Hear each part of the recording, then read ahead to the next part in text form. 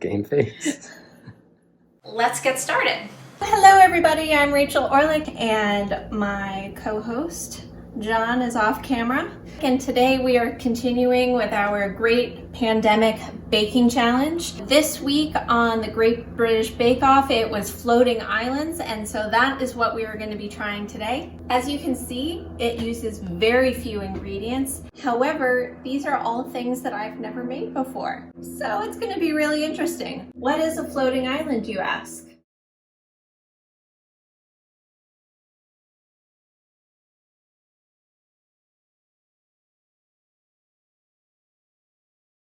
So the description of a floating island dessert is a classy, dreamy dessert of poached meringue floating on a sea of creamy custard, decorated with a ball of spun sugar. The spun sugar is going to be especially fun. I can almost guarantee that I'm going to burn myself at some point and cover my kitchen in sugar. Jean is going to have a very, very fun time cleaning up after me.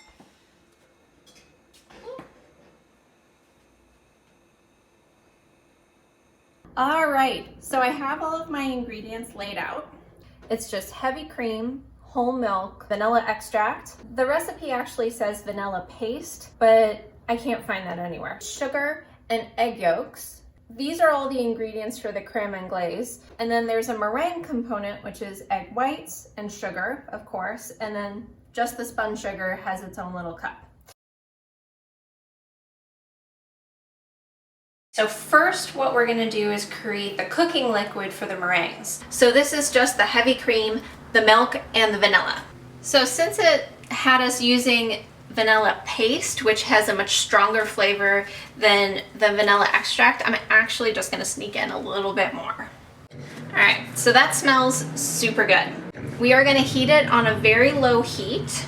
Once we put the meringue in, we're gonna have to cover it so that it can poach. What happened to my little dish?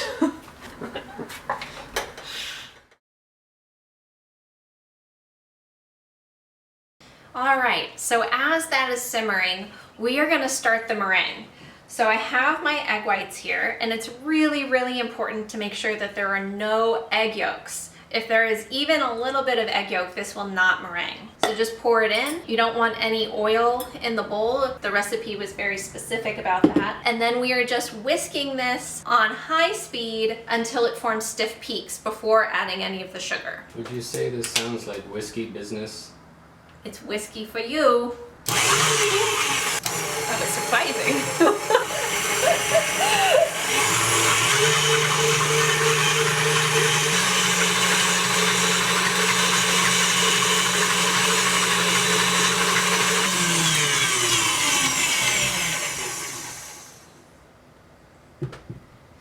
All right, so that looks like a firm peak to me. It's standing straight up, it's not tipping over, and the instructions say to put a tablespoon of the sugar in, and then whisk it again until it comes back to firm peaks, then add 1 tablespoon of the sugar at a time until it's fully incorporated and the meringue is thick and glossy.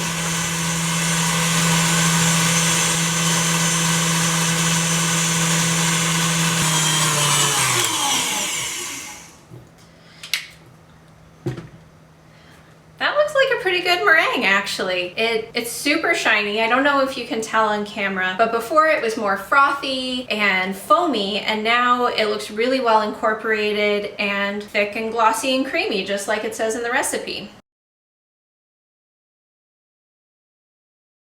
All right, so I'm gonna start making the quenelles and putting them in. So really you're using 2 spoons to try to shape like a football shape of meringue and put that in. And apparently this is something you learn in pastry school. So me having never done it before, we're just going for like nice shape and blobs, really.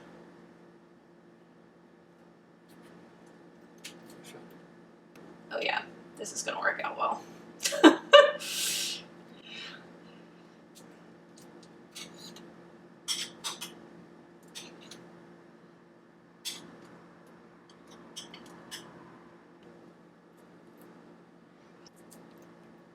This seems like it's gonna make way more than 6. You should have a bowl of water next to you to clean your spoons as you're doing this, otherwise it'll get pretty sticky. How do you get just 6 out of these? Oh no, no one broke. Disaster! Disaster! These are puffing up in the pan. I really need to do this faster.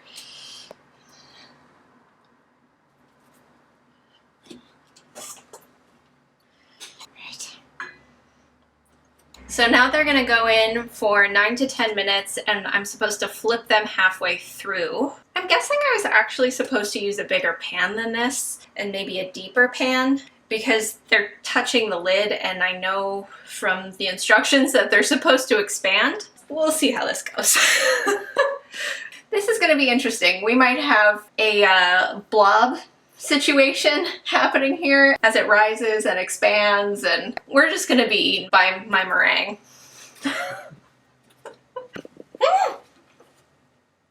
Oh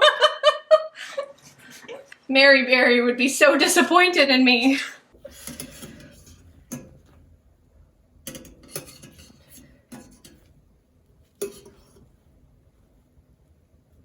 Okay. Don't boil it. Don't boil!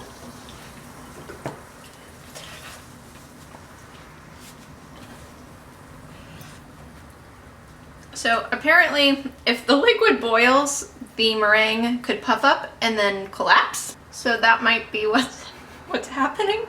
Luckily, I have some more meringue that I'm gonna do a second batch and see if I can prevent this from happening. I'm so sad. Canals are very hard, y'all. I totally get why this is the technical challenge of that round. It is not for the faint of heart. And this is a challenge that John can eat even while he's currently being gluten-free. So I'm so sorry that the one thing that I'm making you is gonna turn out like crap.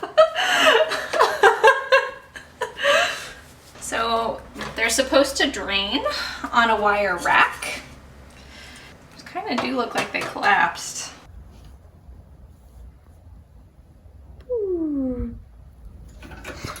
So I'm gonna try again. And this time, I think I'm gonna forgo the elegant canal. I'm also using smaller spoons this time.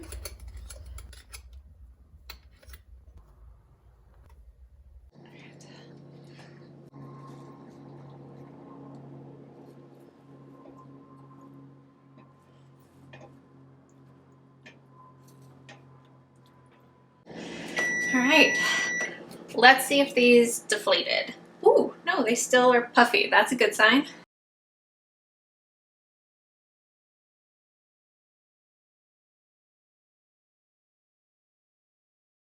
I'm guessing that this is much closer to what they're actually supposed to look like. See the difference? Boiled, not boiled.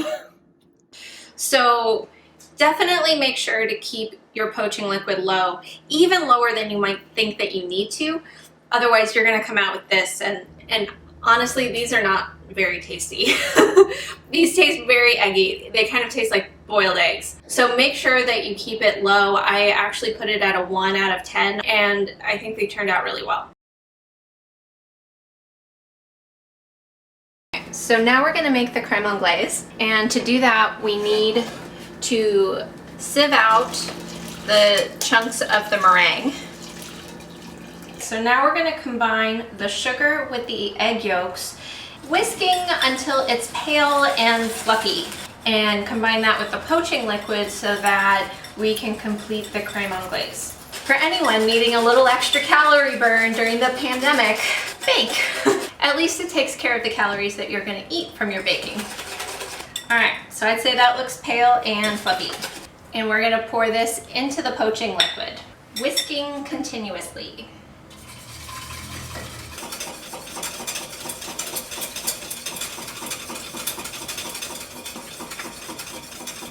So that looks pretty well incorporated. I don't see any chunks, which tells me I didn't scramble the eggs. And now we want to cook this for 3 to 4 minutes over a low heat, stirring continuously so that it doesn't scramble. And that will give us crème and glaze, which is basically a custard, but it's thinner. It's more like a sauce. This is done, and it's thickened up, and we're just going to put it aside so it can cool.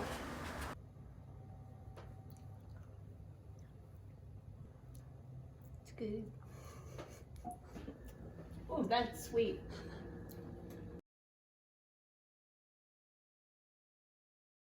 So now we're going to prepare for the spun sugar. To do that, we're going to grease a rolling pin so that we can create little strands for decoration. I'm putting it over a silicone mat so that it doesn't stick to the counter.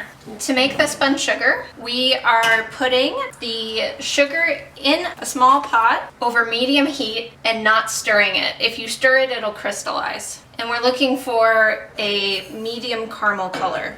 I stand corrected. We are going for a dark golden color.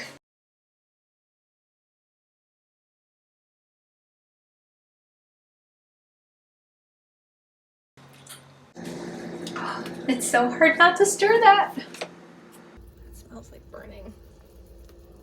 Never done this before. That's definitely burning. I don't know, what is hers like here? Mine is darker than that. It appears as if I burned the caramel the first time. It's pretty dark. It actually burns my eyes when I get too close. So this isn't gonna taste very good. And I'm guessing I either did it at too high a heat, even though I thought I hit medium, or I don't know, I just did it wrong. So I'm gonna try it again using a pan so it's more spread out. We'll see if this is any better. I think we should clean this out.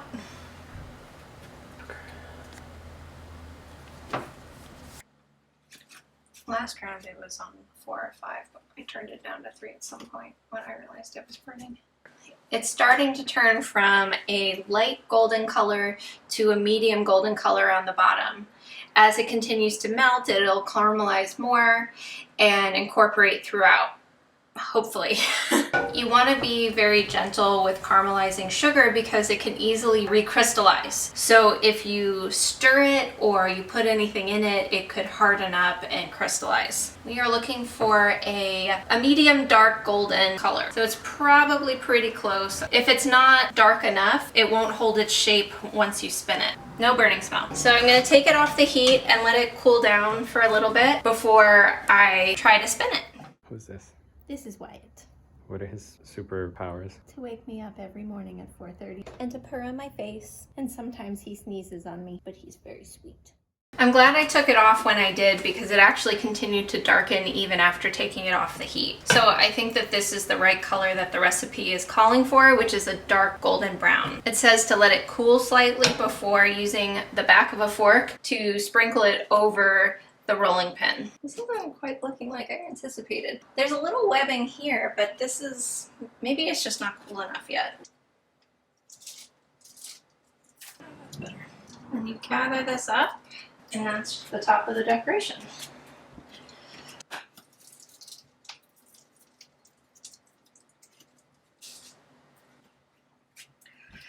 All right, let's plate it up.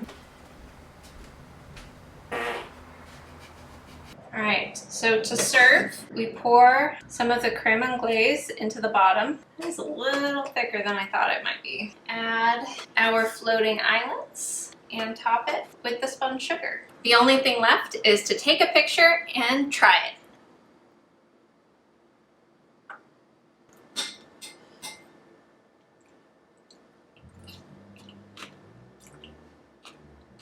Oh yeah, that's the ticket. So it's very light. It's kind of like vanilla flavored foam almost. Then you scoop into the crème and glaze, which is really nice and thick and creamy, and it gives it that extra pow of vanilla. So the spun sugar gives it that extra little crack. There's some more texture and an extra pop of sweetness that really makes this dish. So if you're gonna make it, definitely do the spun sugar, even though it was kind of a pain in the butt to make. All right, so John, don't leave me hanging. Let's, since this is one that you actually can't eat.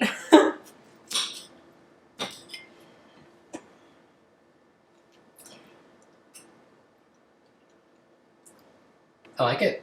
Yeah? Good job. So now that's the end of our show this week. Please make sure to subscribe and tune in for next week when we do 12 mini tarts, egg tarts, and we look forward to seeing you then. Take care. Did you really like it? I did.